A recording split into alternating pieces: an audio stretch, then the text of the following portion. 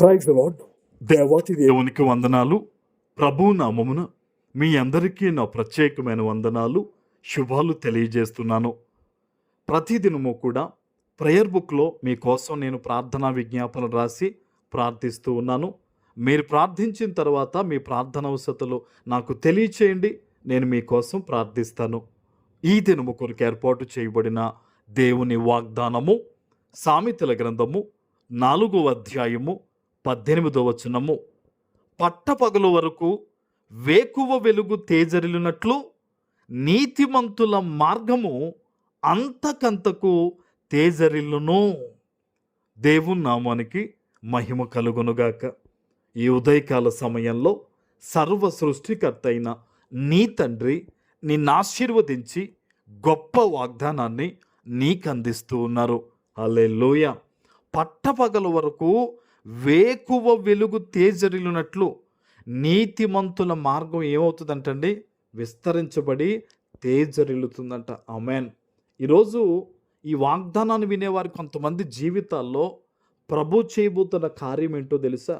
ఉదయాన్నే సూర్యుడు ఉదయిస్తూ ఉన్నప్పుడు ఆ చీకటంతా కూడా కనుమరుగైపోయినట్టుగా గొప్ప వెలుగు వచ్చినట్టుగా ఈరోజు కొంతమంది జీవితాల్లో దేవుడు అలాంటి వెలుగుగా ఆయనే రాబోతూ ఉన్నాడు. ఆమేన్.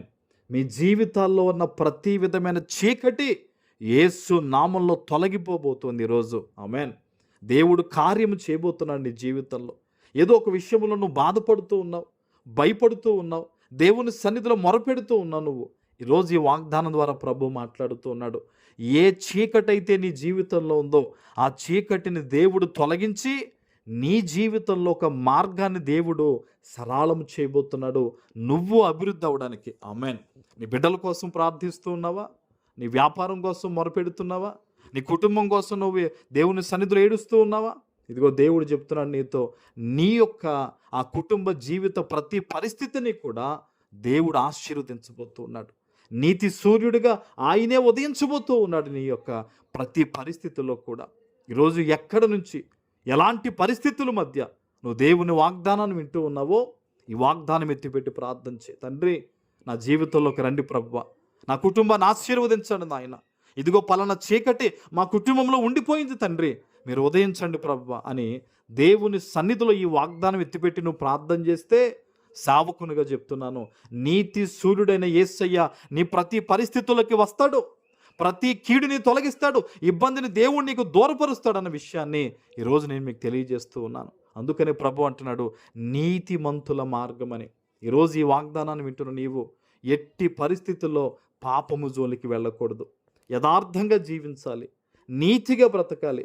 ఎవరు నిన్ను గుర్తించినా గుర్తించకపోయినా నా దేవుడు నన్ను చూస్తాడని ఒక యోసేపు వలె, ఒక అబ్రహాము వలె నువ్వు దేవుని సన్నిధిలో భయపడి భయభక్తులు కలిగి నువ్వు బ్రతికితే నీతిమంతుల మార్గమని దేవుడు చెప్పినట్టుగా నీవు నీతిమంతులుగా, నీవు నీతిమంతుడిగా ఉన్నావు కాబట్టి దేవుడు నిన్ను అత్యధికంగా దీవిస్తాడు, అత్యధికంగా ఆశీర్వదిస్తాడు.